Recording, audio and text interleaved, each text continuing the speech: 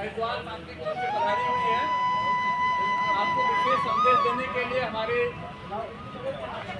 वरिष्ठ मौजूद हैं। आप लोग इस कार्य को संपन्न करने के लिए कम से कम 15 से 20 मिनट का समय देंगे। पूर्णतः कंप्लीट साइलेंट रहेंगे, बोलेंगे नहीं, ठीक है? ऐसे बोलते हैं भारत माता के बच्चे।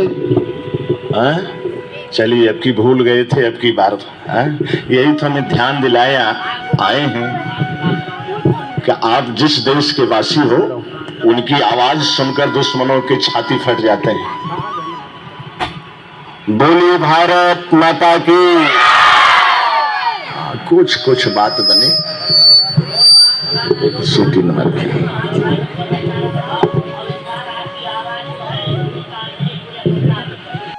को कह रहे हैं, आइए बच्चों,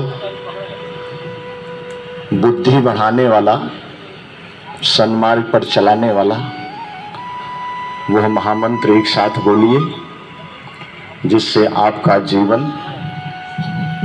उज्जवल हो। हमारे भाई लोग भी, बेंचें तो वहां थी लेकर के यहाँ बैठ जाते अगल बगल छाया में, तो थोड़ा अच्छा लगा। सम्मानित संस्था के व्यक्ति गायत्री परिवार के हैं। इसकी उठने बैठने बोलने चलने खाने पीने सोने की यही एक अलग अंदाज है,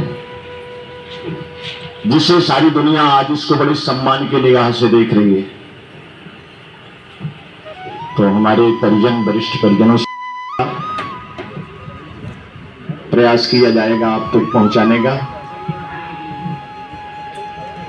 आइए बच्चों, बड़ा बहुमूल्य समय आपका लिया गया है। हम जान रहे हैं आपको घर जाने की बड़ी जल्दी है, दोपहर की छुट्टी है, लेकिन जो हम बताने चले अलग तरह से जिएंगे, ऐसी भावना।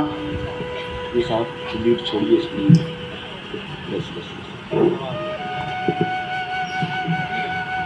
तो बच्चों आए, जमीन पर धरती माता की गोद में बैठेंगे, पालथी लगा के दोनों हाथ गोद में रखेंगे। जिन्हें महामंत्र आता है हमारे साथ साथ, अभी हमने बताया यह महामंत्र केवल बुद्धि बढ़ाता है। और कौन सी बुद्धि? सद्बुद्धि। सद्बुद्धि को ही सुमति भी कहते हैं। सु माने अच्छी, मति माने बुद्धि, और जहां सुमति तहां संपत्ति नाना। आइए इसी भाव से सभी बच्चे हमारे साथ साथ महामंत्र का सस्वर पाठ करेंगे। भुवः स्वाहा तत्सवितुर्वरेण्यं भर्गो देवस्य धीमहि धियो यो नः प्रचोदयात्।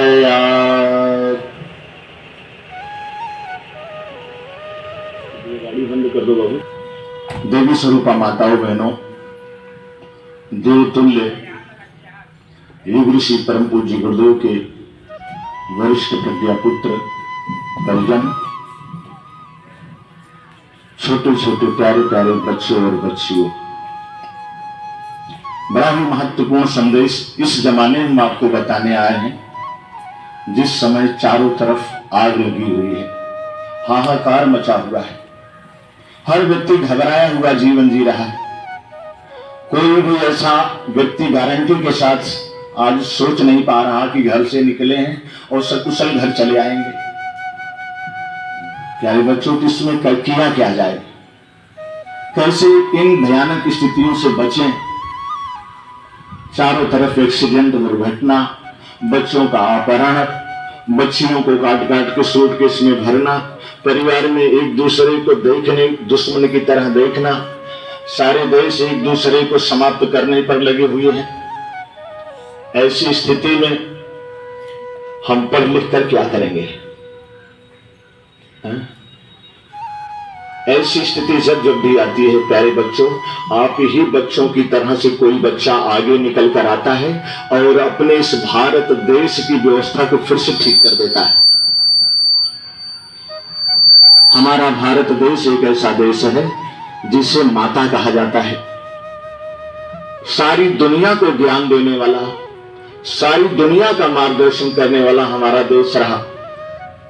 हम आजाद तो हो गए, देखने में 79वां हम आजादी दिवस मना लिए 15 अगस्त, लेकिन प्यारे बच्चों, हमारा खाने का ढंग, हमारे कपड़े पहनने का ढंग, हमारे बोलने का ढंग, हमारे जगने का ढंग, ये सब इस तरह से गुलाम हो गया है। अभी ये हमारी पढ़ाई लिखाई सब गुलामी के उस जंजीर में इतनी जकड़ी है कि हम अपनी भारतीयता को, अपनी भारतीय संस्कृति को पहचान ही नहीं पा रहे हैं कि हम क्या हैं। और ऐसी स्थिति जब इस भारत माता के बच्चों की होती है तो भारत माता रोती है और अपने उन बच्चों को तलाशते हैं, उन बच्चों को आवाज देती है जो हंसते हंसते अपनी भारत माता के लिए फांसी के फंदे पर झूल जाते हैं, जो हंसते हंसते अपनी पढ़ाई को माता की इस खुशी के लिए बलिदान कर देते हैं। उस छोटे से बच्चे को बेटा आप जानते होंगे, जो अपने पिता के साथ खेतों में गया था और खेतों में छोटी छोटी लकड़ियां तोड़कर मेड़ पर गाड़ रहा था। पिता ने पूछा, बेटा क्या कर रहे हो? कहा, पिता बंदूक। क्या करेगा बेटा बंदूक? कहा, पिताजी जो हमारे देश को बर्बाद कर रहे हैं मैं इनको गोली मार मार करके भगा दूंगा। जानते हो बेटा कौन था? सरदार भगत सिंह। आज ऐसे बच्चों को हम खोजने आए हैं आपके बीच। उस बच्चे का भी नाम आप खूब जानते हैं, कैसे आप ही की तरह से पढ़ रहा था, एक अंग्रेज गलत शब्द कह दिया, वो बच्चा पीछे से उठा और आ करके उस अंग्रेज टीचर के गाल में बड़ी जोर से तमाचा मारा। जानते हो बच्चा कौन था? सुभाष चंद्र बोस। ऐसे बच्चों